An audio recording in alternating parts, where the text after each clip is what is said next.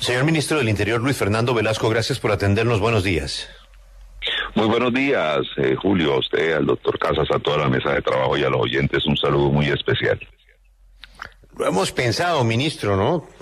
Siempre ayer fue un día como complicado, ¿no? Como que el chaparrón como que estuvo, y eso que usted está acostumbrado y tiene piel para aguantar tormentas poderosas de sol y de lluvia. Pero es que ayer fue por varios frentes, ¿no? Una senadora conocida en Colombia tenía un dicho muy simpático y es en caminos más oscuros me ha cogido la noche. Sí. ¿Aló? Ministro, empecemos entonces con el tema de las reformas.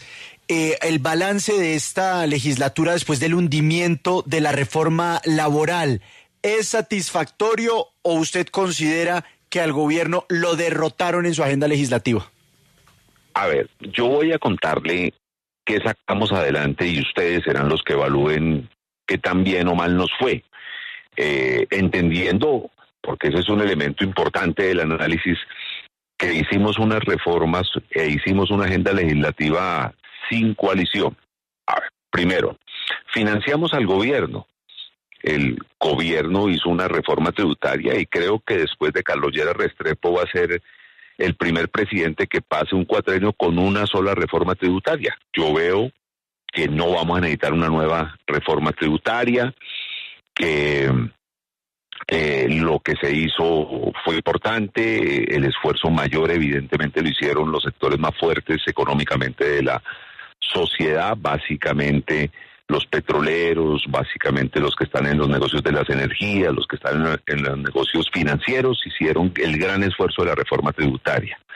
Le entregamos al gobierno un plan de desarrollo que marca el norte de lo que quiere hacer este gobierno en el cuatrenio. En ese plan de desarrollo, si usted hace un análisis detenido, hay una cantidad de normas que facilitan las tareas que el gobierno quiere hacer. Hay actos legislativos de tal importancia como el que crea la jurisdicción agraria, que era parte del acuerdo de paz y que no se ha podido concretar, y ahora pues evidentemente se concreta. El campesino sujeto de derechos consecuentes con nuestra lucha contra el cambio climático.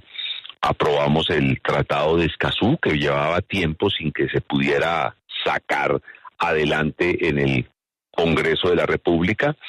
Y en las reformas sociales se avanzó con la reforma de la salud, la reforma pensional, incluso la reforma laboral, que decidimos no meterla en extras porque tenemos temores constitucionales y de trámite que, digamos, es probable que si la metemos en extras hacemos un gran esfuerzo, pero luego se nos cae en la Corte, entonces dejémosla más bien para el 20 de julio. Pues avanzamos en reforma de la salud, avanzamos en reforma pensional, reconocemos los aportes que el Congreso le hizo a estas dos reformas. En honor a la verdad, que se nos queda Ministro, la reforma laboral, que alcanzó a ser votada, su ponencia que decía que se le diera debate en la Comisión Séptima de la Cámara, pero no su articulado, y por ello preferimos no meterlo en extras. Ayer, sí, sinceramente creo que fue más un golpe para el país que para el gobierno, que no era autor del acto legislativo de uso responsable del cannabis adulto, aunque el gobierno se la jugó y ayudó y hubiese evidentemente preferido que se hubiese votado positivamente. Creo que ayer, al no votar ese acto legislativo, perdió más Colombia. Alguna gente se radicalizó políticamente, gente que había votado a favor del acto legislativo, sí, ayer votó en contra, muy seguramente en contra de sus propias convicciones de la bondad de ese acto legislativo, pero más con ánimo de golpear políticamente al gobierno. Creo que golpearon a Colombia, no golpearon al gobierno. Y había un elemento que también era importante para nosotros, que no alcanzó a ser debatido, que era el de la humanización de cárceles, de manera que en estricto sentido de los principales proyectos para el gobierno sacamos la mayoría están vivos la mayoría y se nos queda humanización de cárceles y se nos queda reforma laboral, que lo podemos presentar el 20 de julio las dos. Claro, y a eso hay que sumarle también, ministro, la reforma política y pues la derrota compartida que usted menciona del proyecto de cannabis. Pero quiero preguntarle por el anuncio que hizo el presidente Gustavo Petro justamente de llevar a las sesiones extraordinarias esas reformas sociales. ¿Usted cree que esto es estratégico, ministro? ¿Han analizado bien el efecto político que podría tener esto en el Congreso? Porque lo que hemos visto con el resultado de ayer y con las decisiones frente a distintos proyectos sensibles para el gobierno es que ustedes no tienen mayorías. Les ha tocado arañar, buscar los votos en el contacto uno a uno con los congresistas y esto evidentemente no ha resultado. A ver, cuando yo llego al Congreso no había arrancado la reforma a la salud, no había arrancado la reforma pensional, el plan de desarrollo no estaba arrancando y fíjese, ahí están, unos vivos y otros aprobados. Se había hecho un esfuerzo importante en los actos legislativos por parte de el anterior ministro y nosotros lo completamos en la vuelta más difícil porque es la vuelta que incluso necesita votaciones calificadas, de manera que decir que la estrategia no funcionó no es del todo real. Claro, no funcionó como nosotros hubiésemos querido que funcionara, pero ahí hay unos resultados, ahí hay unas leyes, ahí hay unos actos legislativos que fueron aprobados y que fueron trabajados uno a uno. Entre otras cosas, se demuestra algo interesante. Si las denuncias que hicieron algunos sectores de oposición y algunos sectores de opinión diciendo que estábamos comprando el Congreso hubiesen sido ciertas, pues hoy los resultados electorales a lo mejor hubiesen sido distintos. Ya frente a la pregunta concreta que tú me haces, yo diría, mire, yo que le he recomendado a el señor presidente, pero obviamente es el que tomará la decisión. Sí. Yo sí creo que el gobierno tiene que tomarse unas semanas para ver cómo recompone unas mayorías en el Congreso.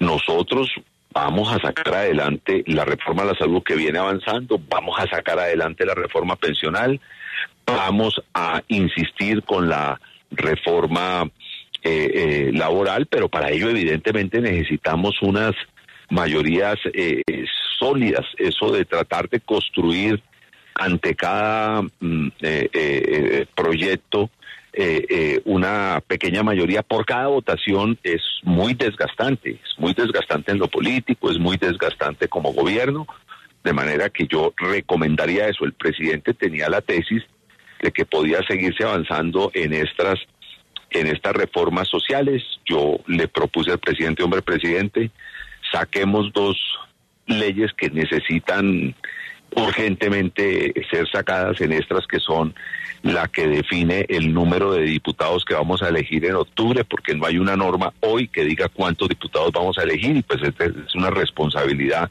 institucional decirlo, y echemos para adelante la adición presupuestal.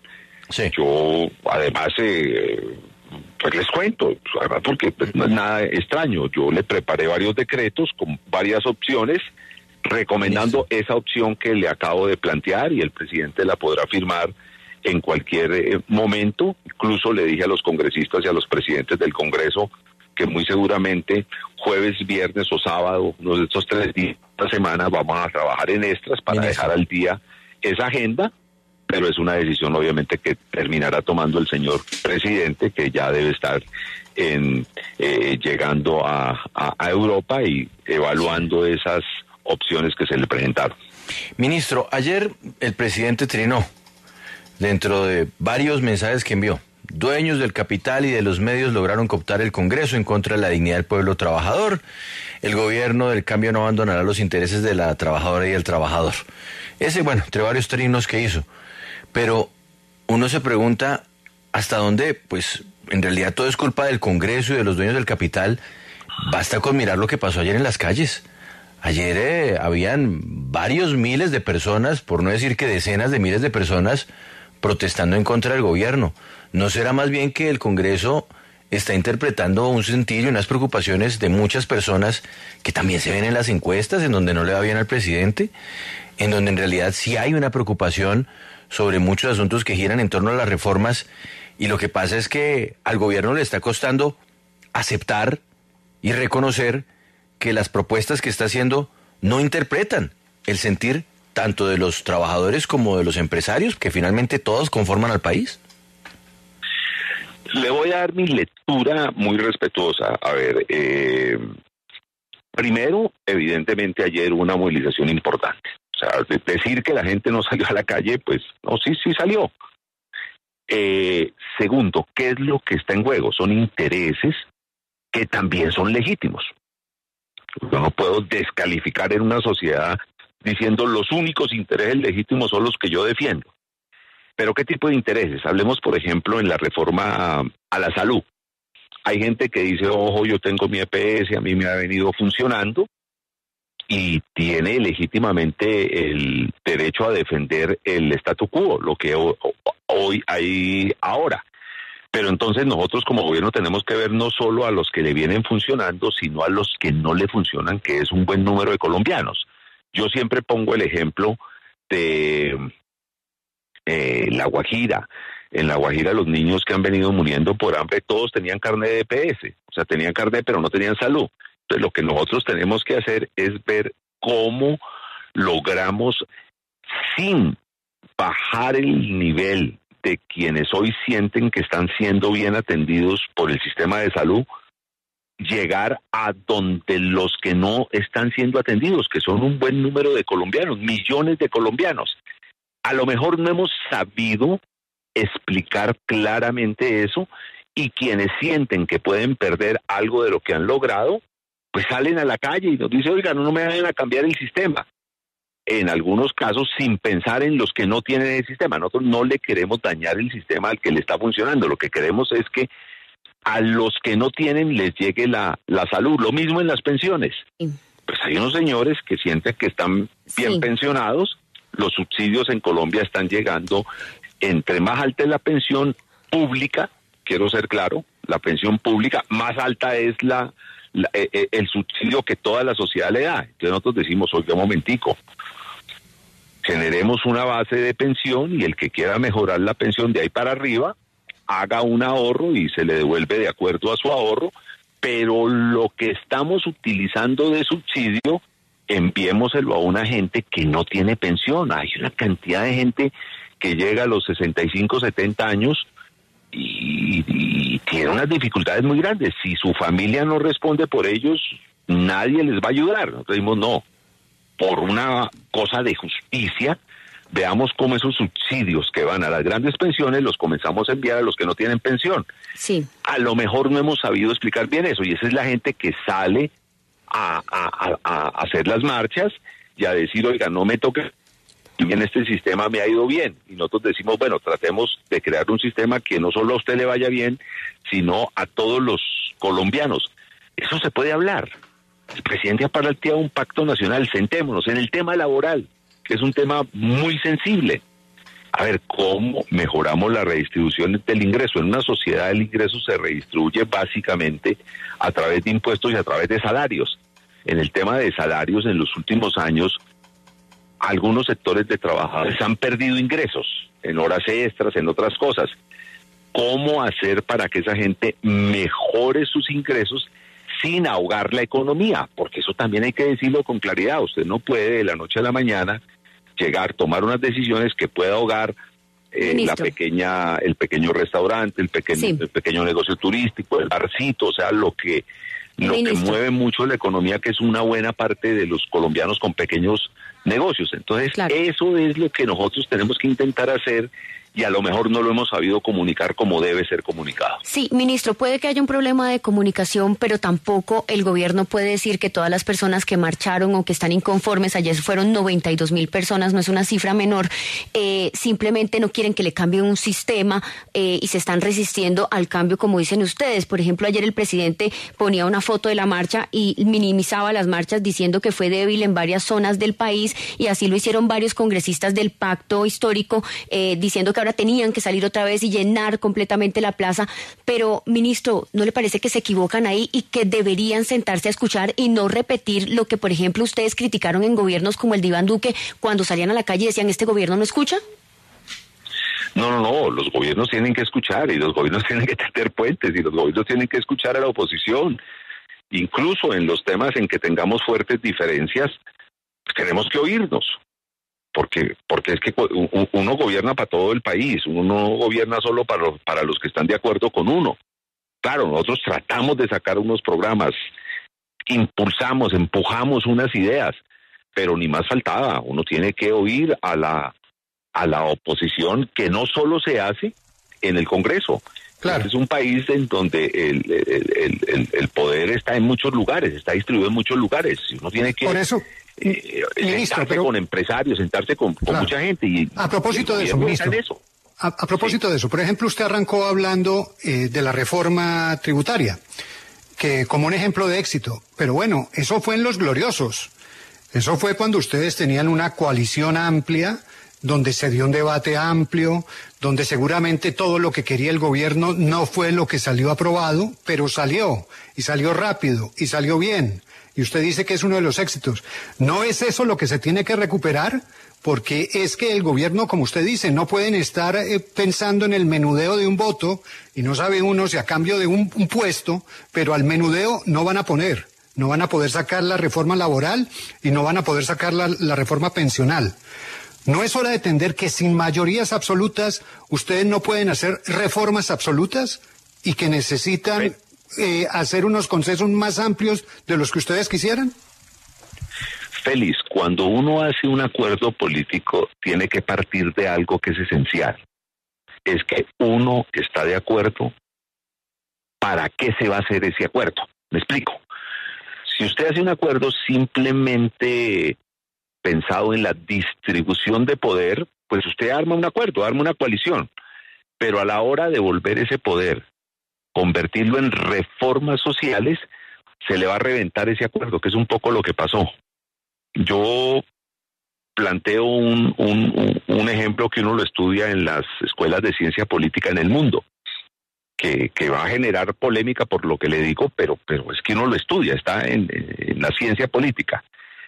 Cuando Mandela sale de la cárcel y pactan con Leclerc en Sudáfrica, el nuevo régimen donde los negros van a poder ser gobierno y se va a acabar el apartheid, arranca el proceso electoral y las primeras encuestas señalaban que iba a volver a ganar Leclerc con el 9 o el 8.7% de la intención del voto, que eran básicamente el voto de los blancos. ¿Por qué? Porque por el otro lado, los distintos partidos negros, por llamarlo de alguna manera, habían lanzado, 45, 54 candidatos. Entonces Mandela los llama y le dice, hagamos un acuerdo. Vamos a democratizar Sudáfrica. Entonces, acuerdo por democratizar Sudáfrica. Hagamos una encuesta y el que encabeza la encuesta es el candidato presidencial y ese candidato le va a dar participación en el gabinete a todos los partidos que saquen más del 5% en las elecciones legislativas. O sea, es un acuerdo de distribución del poder, pero ¿qué es lo esencial? Que ese acuerdo era para democratizar Sudáfrica, o sea, había un norte. Es un poco lo que creo que fallamos al inicio. Nosotros hicimos un acuerdo, pero el acuerdo debió ser muy claro y además Petro lo había dicho en la campaña, yo hago un acuerdo para reformar la salud, reformar las pensiones, reformar el sistema educativo superior, reformar el régimen laboral.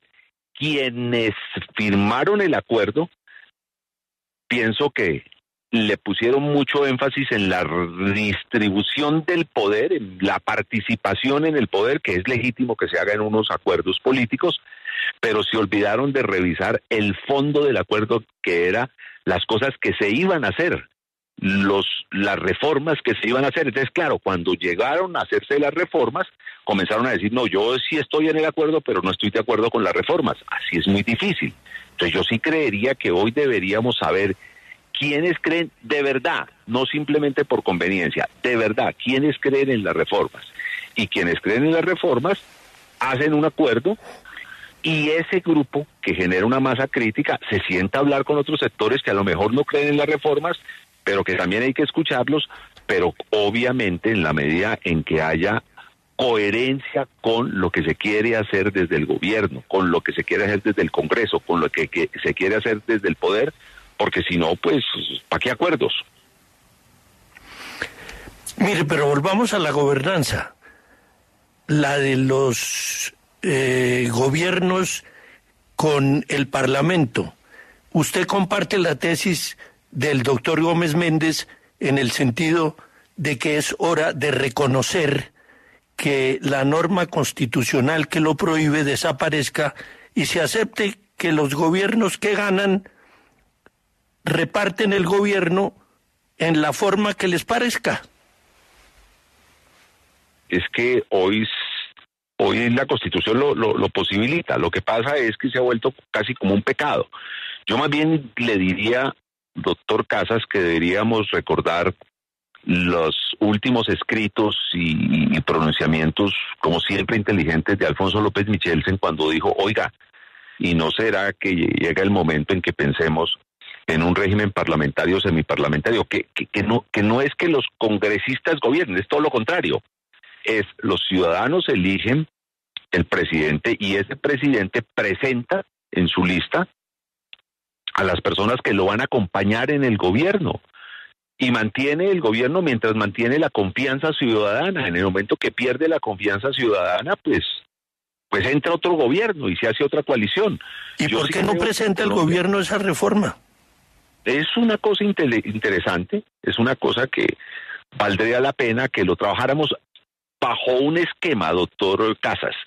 Cuando usted habla de reglas de juego electoral, usted no puede imponer reglas, usted no puede decir, las mayorías hacemos las reglas y las minorías las aceptan. Yo creo que en ese caso específico, en una reforma de tan alto calado como pasar de un régimen presidencial muy presidencialista a un régimen parlamentario o semiparlamentario, sí valdría la pena intentar hacer un acuerdo con las demás fuerzas políticas, no simplemente imponerle ese régimen. Ministro, usted pasó muy rápido por un animalito, el conejo. Usted dijo aquí, lo que se puede ver es que nos acusaban de repartir puestos y miren los resultados. Las reformas no pasaron. No se puede negar que han repartido puestos. No se puede negar lo que pasó con el Partido Liberal, lo que pasó con los conservadores, con la U, por supuesto con el partido de gobierno. O sea, puestos se han repartido, además de los puestos con los que quiere gobernar el que gana, en este caso Gustavo Petro. Pero los puestos han zumbado. Fíjese lo del Fondo Nacional del Ahorro y fíjese lo de la fiduprevisora. ¿Quiere decir entonces que los conejearon? No, a ver, hablemos sin temores, por el Fondo del Ahorro. Yo entiendo que esa lista, pues que de todas maneras alguien tendrá que decirlo desde la justicia si es cierta o no es cierta, que habla de una, no sé si distribución o solicitud de apoyos burocráticos en esa entidad. Mire que quienes fueron por lo menos lo que sale en los medios, más acompañados, más contemplados con esa lista, no fueron precisamente quienes nos ayudaban en la reforma. Hay una gente dentro del partido que legítimamente están oponiéndose a todas las iniciativas del gobierno y pues uno ve y al parecer son los que mejor han sido, como dicen los dirigentes políticos, atendidos por esa entidad. Entonces, lo que yo quiero romper un poco aquí es el tema de que se daban a cambio de votos, porque si fuese así, o nos conejearon o no se dieron a cambio de votos, para hablarlo muy claramente. Claro, cuando uno hace parte de una coalición de gobierno, tiene derecho a que la gente que ayudó en la coalición, ya sea a llegar al gobierno o a mantenerse en el gobierno, pues esté en los cargos de responsabilidad y trate de sacar un programa de gobierno. Lo que sí no puede ser entendible es que un gobierno salga a buscar a la oposición y trate de romper la oposición a ese gobierno ofreciéndole puestos, porque eso ya raya en otro tipo de definiciones. Eso Este gobierno no lo hace, yo particularmente. Yo le quiero decir claridad. Ayer, Julio, alguien intentó insinuar eso, ya celebrando aprobación de algunas leyes, y yo a eso no le jalo, ni a ofrecerle, ni a darle a la oposición, no solo por convicción, sino también porque, hombre, yo estuve entre los 18 representantes a la Cámara que dijimos que nos íbamos a oponer a la reelección. Algunos de ellos que se tomaron la foto con nosotros en la casa de una compañera de Congreso, y dijimos que íbamos a salir a votar. 2 de ellos se desaparecieron y terminaron con puestos, con notarías, pero al cabo del tiempo terminaron en la cárcel, y quienes les ofrecieron terminaron con problemas legales. Yo me acuerdo de eso, yo tengo esa experiencia, yo no la quiero vivir, yo no le voy a dar, y si me toca, pues no estaré ahí ofrecerle a la oposición para que cambie su opinión. Claro, sí me sentaré cuantas veces me tenga que sentar con la oposición a debatir temas, a hablar, pero no a ese tipo de ofrecimientos. Doctor Velasco, acabamos de escuchar a Julio César Ortiz, que espontáneamente escribió un concepto en donde es un espaldarazo a la conducta del director del Fondo Nacional del Ahorro, y aquí lo reiteró. Él está en la teoría que ha planteado Alberto, y lo que dice el doctor Ortiz es que, a menos de que se demuestre que los puestos eran sujetos amarrados a unos votos, pues no podemos comparar con lo que sucedió con los ministros Sabas o Diego, o con lo que sucedió en el pasado, la yidis política, en fin, lo que usted ya conoce. Él dice que no, que es que la mecánica política le da esa opción al director dentro del marco de la responsabilidad. Y resulta que el doctor Ortiz es el abogado del presidente de la República. Y si usted llama hoy al Fondo Nacional del Ahorro y pide por favor con la presidencia, ahí lo conectan inmediatamente con el doctor Gilberto Rondón. Da la impresión de que la salida del doctor Rondón por el concepto del doctor Ortiz no sería tan inmediata. Yo tengo una información un poco distinta a la que ustedes tienen, aunque debo ser respetuoso porque esas son decisiones que toma más el señor ministro de Hacienda, quien está adscrito el Fondo del Ahorro o el Ministerio de Vivienda, no sé exactamente a quién está adscrito, y por supuesto la presidencia. Tengo la impresión de que por todo lo que ha sucedido, pues sostener eso es bastante complejo, y yo no lo recomendaría al gobierno sostenerlo, lo digo con toda claridad. Pero no se ha tomado la decisión de sacarlo. ¿Usted recomienda sacarlo? Es decir, no sostenerlo. Veo que esa decisión está bastante avanzada, pero pues obviamente quien tiene que señalarla es alguien distinto a quienes con ustedes hoy está hablando, pero es que ahí hay unas cosas que no le hacen bien al gobierno, y yo tengo que defender al gobierno del que hago parte. Ahora, ojo, que la tesis del doctor Ortiz no es una tesis jurídica menor. No es lo mismo que usted llame a unas personas que hacen parte de un partido de gobierno y que están gobernando con usted y que han demostrado que quieren sacar adelante un proyecto de gobierno y que ellos tengan representación política, a que usted coja a la oposición que ha dicho que se opone, que no está de acuerdo con sus propuestas, que no quiere apoyarle sus reformas, y le comience a dar cosas, puestos o contratos para que cambie su opinión. Ahí creo que en estricto sentido jurídico sí hay una diferencia fuerte. El doctor Ortiz esta mañana confesó aquí en la W que era el amigo personal del doctor Gilberto, y es de público conocimiento que él es el abogado del presidente de la República, a quien inclusive le ofrecieron participar en un fondo billones de pesos que él no aceptó. Es el delegado del presidente en la Cámara de Comercio. ¿Usted no cree que cambia las cosas en este momento la situación del doctor Gilberto? Es decir, que él ya pasa de ser una cuota de César Gaviria a una cuota de Gustavo Petro? Es una decisión que valorará el presidente, pero yo creo que frente a todos los hechos políticos recientes,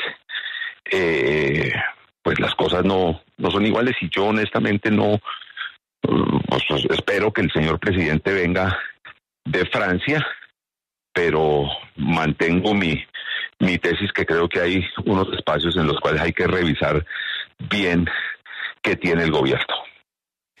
Señor ministro, ya que estamos hablando con tanta franqueza, usted sabe que el presidente de la República, pues poca paciencia tiene a la hora de evaluar a sus ministros, y ya ha salido de varios altos funcionarios del Estado. A raíz de lo que sucedió durante esta legislatura, del balance de los proyectos aprobados, ¿a usted el presidente le ha dicho algo sobre su continuidad en el Ministerio del Interior? No, pero yo tengo claro que los ministros somos personas que en cualquier momento, cuando se requiera políticamente, tenemos que estar dispuestos a dar un paso al costado. Yo no estoy pegado aquí con Super Bonder al Ministerio del Interior, y evidentemente lo que quiero es que a este proyecto político le vaya bien, y si para que a este proyecto político le vaya bien yo tengo que dar un paso al costado, lo doy sin ningún problema y sin ningún rencor. Señor ministro, quiero hacerle otra pregunta por la vocería, porque nosotros teníamos entendido pues que el vocero en lo que tiene que ver con el gobierno nacional es usted, el ministro del Interior. Sin embargo, ayer vimos a otro vocero, al ex senador de la República, Gustavo Bolívar. ¿Cómo queda ese tema al final? ¿Quién tiene la voz del gobierno? Hace unos, que tal vez un mes, este debate se abrió en una entrevista que le hicieron a Laura Sarabia, y ella dijo algo que yo comparto cuando Laura era la jefa de gabinete.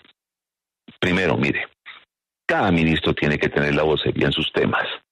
A mí me parece tan incómodo un vocero hablando de energía, un vocero hablando de agua potable, el mismo vocero hablando de defensa, el mismo vocero hablando de investigación y de ciencia, innovación, tecnología. No. Esos hombres o esas mujeres que sabían de todo, eso eran en la antigüedad, en donde el conocimiento no era tan profundo, ¿no? Yo creo que cada ministro es un vocero en su materia. Y hay temas específicos que el presidente puede pedirle a alguien que se pronuncie, y a mí no me parece pues ningún tema de que le están quitando la vocería. Yo soy amigo más de un sistema que usan mucho los países anglosajones, y es un speaker, un vocero para contar las cosas que han pasado en el día sin necesidad de dar mayor opinión, y que cada ministro le cuente al país cómo van sus políticas, qué está haciendo desde su ministerio, y si hay algún tema específico en el que el presidente quiera presentar algunas ideas, pues a mí no me molesta que una persona tan comprometida con este proyecto como Gustavo Bolívar pueda salir a defender y a exponer o a hacer pedagogía de algunos programas que no han sido lo suficientemente bien explicados. Ministro, ha sido como siempre muy amable y muy sincero aquí en la W. Mucha suerte pues en la recuperación del rumbo de tantos proyectos, y de reconocer, como usted lo ha advertido, las debilidades, pero tal vez aprovechar una de sus mayores virtudes, ministro, es que a usted le gusta escuchar, hablar, enfrentar a sus contradictores en el mejor de los tonos. Ojalá que eso le funcione para sacar adelante las reformas que quiere el presidente. Ha sido usted muy amable, ministro. Mil gracias, Julio.